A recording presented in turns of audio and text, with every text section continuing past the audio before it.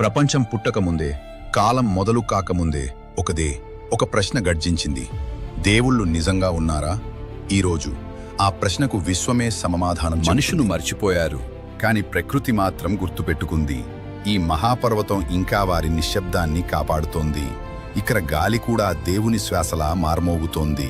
శివుడి నిశ్శబ్దం నుంచి జన్మించిన కాలం, అనంత శక్తి, అఖండ తపస్సు, విష్ణువు నాభి నుంచి పుట్టిన బ్రహ్మాండం, శ్రీమయ కృప, సర్వవ్యాప్త స్వరూపం, కృష్ణుడి చిరునవ్వుతో నిలిచిన ధర్మం, లీలామయ జ్ఞానం, సౌందర్య పరాకాష్ట. ఈ విశ్వం ఆట కాదు, ఇది దేవతల సృష్టి. ప్రతి నక్షత్రం, ప్రతి శ్వాస, ప్రతి క్షణం దైవశక్తి నిండినది. శాస్త్రం చెబుతుంది, energy can be created or destroyed. కానీ ఈ శక్తి ఎక్కడి నుంచి వచ్చింది? బిగ్ బ్యాంగ్ ముందు కూడా ఒక శక్తి ఉంది. బలం కాదు, స్పందన కాదు, అదే దైవం. మనం దేవుళ్లను కనపడట్లేదని అనుకుంటాం, కాని వారు ప్రతిరోజు కనిపిస్తారు.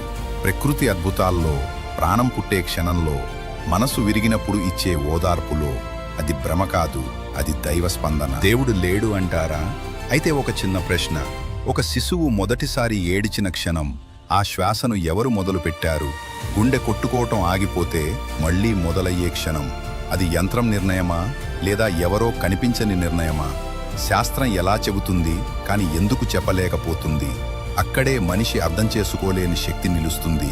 మనిషి పూర్తిగా విరిగిపోయినప్పుడు డబ్బు సహాయం చేయదు, మనుషులు దగ్గర ఉండరు, ప్రార్థన కూడా మాటలు లేకుండా ఆగిపోతుంది.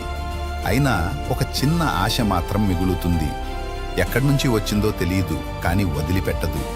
ఆ ఆశ పేరు దేవుడు కాదు అనుకుందాం, కానీ ఆ శక్తి లేకపోతే మనిషి నిలబడలేడు. దేవుడు నిజంగా ఉన్నాడంటే ఎందుకు కనిపించడడు అంటారా?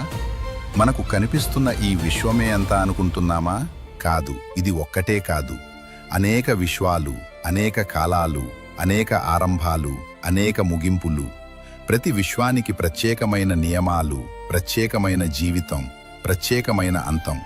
అయితే ఈ అన్ని నియమాలకు నియమం పెట్టింది ఎవరు? ఈ అన్ని విశ్వాలను ఒకే క్రమంలో నడిపిస్తున్న శక్తి ఏది? అదే మనకు కనిపించని దైవశక్తి.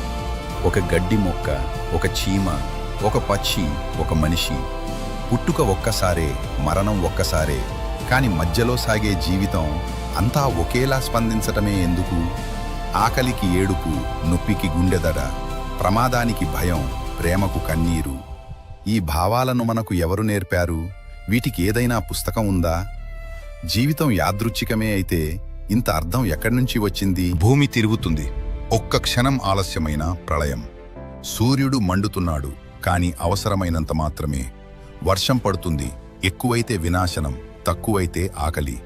ఇంత సమతుల్యత, ఇంత క్రమం, ఇంత నియంత్రణ.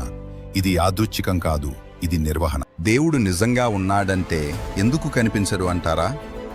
గాలి కనిపించదు, కానీ శ్వాస లేకుండా మనిషి బ్రతకగలదా? గురుత్వాకర్షణ కనిపించదు, కానీ అది లేకపోతే నిలబడగలమా? దేవుడు అంతే, కనిపించడు, కానీ లేకపోతే ఏదీ ఉండదు. దేవుడు అంటే ఒక విగ్రహం కాదు, ఒక పేరు కాదు, ఒక మతం కాదు. దేవుడు అంటే ఈ విశ్వం నడవడానికి అవసరమైన శక్తి.